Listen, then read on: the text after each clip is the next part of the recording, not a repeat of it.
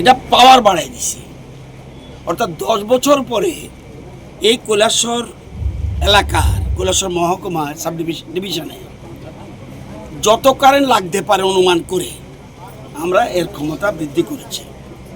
এবং শুধু এটা না, 132 কেবি ধর্মনগর মিশন টিলা সাবস্টেশন থেকে 132 কেবি কৈলাসহর গৌরনগর সাবস্টেশন পর্যন্ত নতুন করে ডাবল সার্কিট ট্রান্সমিশন লাইন, এটা একটা হলো সাবস্টেশন, আবার ডাবল সার্কিট ট্রান্সমিশন লাইনও, যাতে কোনো মতেই কারেন্টের অসুবিধা না হয়। এবং এই জন্য মোট খরচ হয়েছে 59 crore 82 লক্ষ, প্রচুর টাকা। আচ্ছা, তো এটা আমরা টাকাটা পেয়েছি কি সেন্ট্রাল গভর্নমেন্ট এবং বিশ্বব্যাংকের সহায়তা আমরা এটা করেছি for the greater interest of the public of this area. এবং আপনারা জানেন যে আগে এই যে গৌরনগর যে 132 কেবি সাবস্টেশন, এটা ছিল 132/33 কেবি 7.5 MVA 7.5 MVA। এখন হয়ে যাচ্ছে এটা হলো 132 কেবি 132/33 কেবি 50 MVA, অর্থাৎ পাওয়ার বাড়িয়ে দেওয়া হয়েছে যাতে টোটাল জিনিসটা সুবিধা হয়।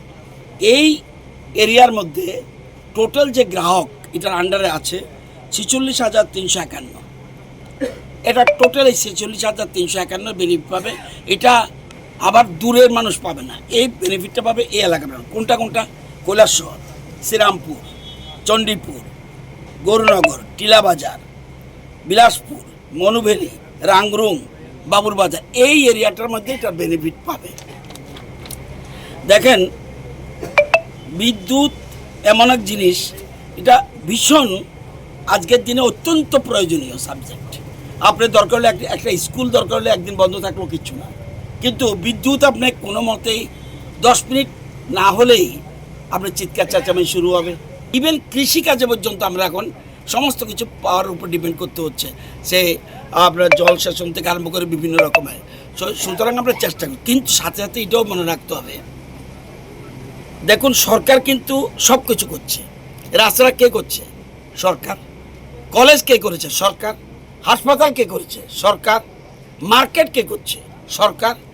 সরকার সব কিছু করছে, কিন্তু দেখা যায় যতটা মানুষ বিদ্যুৎ নিগমকে পয়সা দেওয়ার কথা দিচ্ছে না। জানেন শতকরা কতজন বিদ্যুৎ বিল দেয়? শুধু আমি কৈলাসহরের কথা যদি বলি, অ্যাট প্রেজেন্ট 36%, আগের থেকে একটু বেটার, মাত্র 36%। তার মানে 64% দেয় না।